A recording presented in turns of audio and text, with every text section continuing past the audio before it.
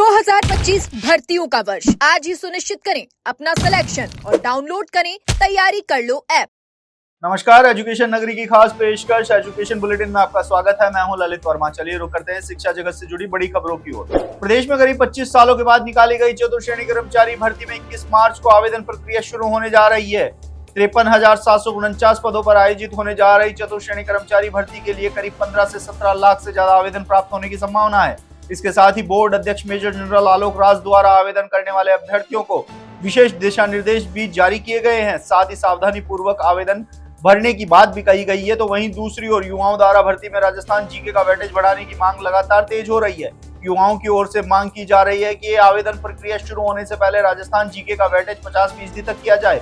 हालांकि सीएम भजनलाल शर्मा की ओर से सकारात्मक विचार के बाद युवाओं को उम्मीद है कि जल्द ही चतुर्थ श्रेणी कर्मचारी भर्ती में राजस्थान जीके का वेटेज बढ़ाने का फैसला लिया जाएगा। राजस्थान एसआई भर्ती में जितना बवाल देखा गया है उतना बवाल आज तक राजस्थान की किसी भर्ती में नहीं देखा गया है। इस भर्ती में हर दिन बड़े खुलासे हो रहे हैं और अब तक 34वीं रैंक हासिल करने वाली मोनिका भी एसओजी के हत्थे चढ़ने के बाद एक बार फिर से इस भर्ती पर बड़े सवाल खड़े हो गए। मोनिका की गिरफ्तारी से पूरे राजस्थान में बवाल खड़ा हो गया है। मोनिका पर आरोप है कि उसने नकल गैंग के मास्टरमाइंड पौरव कालेल के साथ मिलकर एसआई भर्ती 2021 की परीक्षा में ब्लूटूथ के जरिए नकल की थी। इसके बदले मोनिका से 15 लाख रुपए लिए गए थे।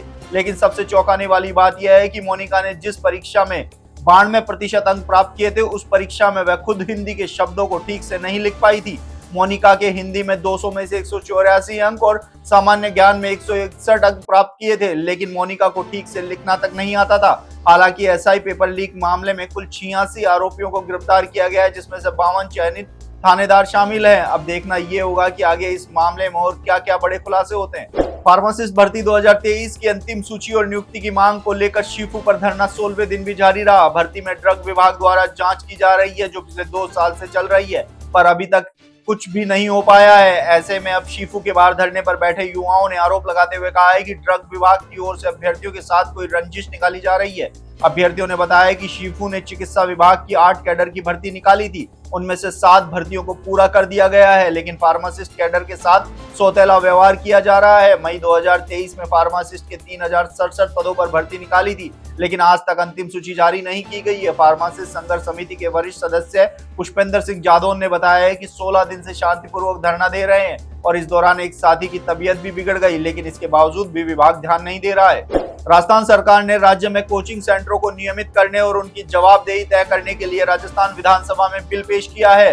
राजस्थान कोचिंग सेंटर नियंत्रण एवं विनियमन विधेयक 2025 सदन के पटल पर रखा गया है। उच्च शिक्षा मंत्री और deputy CM doctor Premchand Bairwa ने सदन में बिल पेश किया है। ऐसे में अब 21 मार्च को इस बिल पर चर्चा होगी। इस बिल के जरिए कोचिंग संस्थानों के पंजीकरण, संचालन, फीस, मानसिक स्वास्थ्य सेवाओं, करियर काउंसलिंग, शिकायत निवारण प्रक्रिया और भ्रामक विज्ञापन जैसे कई महत्वपूर्ण पहलुओं पर सख्त नियम लागू करने का प्रस्ताव रखा गया है। इस बिल में इस बात का प्रावधान किया गया है कि कोचिंग संस्थानों में बैच और कक्षा का आकार सीमित रहेगा। प्रत्येक बैच में छात्रों की संख्या प्रोस्पेक्टस के स्पष्ट रूप से दर्ज करनी होगी और इसे कोचिंग की वेबसाइट पर प्रकाशित करना अनिवार्य होगा। इस बार बैच शुरू होने के बाद उसमें और नामांकन नहीं जोड़े जा सकेंगे। इस बिल के पास होने के बाद राजस्थान में कोचिंग सेंटर को नियमित करने और उनकी जवाबदेही तय की जा सकेगी। राजस्थान लोक सेवा आयोग द्वारा सहायक आचार्य हिस्ट्री की परीक्षा के फलस्वरूप 1911 अभ्यर्थियों को साक्षात्कार हेतु पूर्णतः अस्थायी रूप से सफल घोषित किया गया है। आयोग सचिव ने बताया कि उक्त विषय में प्रश्न पत्र प्रथम एवं द्वितीय की परीक्षा 17 मई 2024 तथा प्रश्न पत्र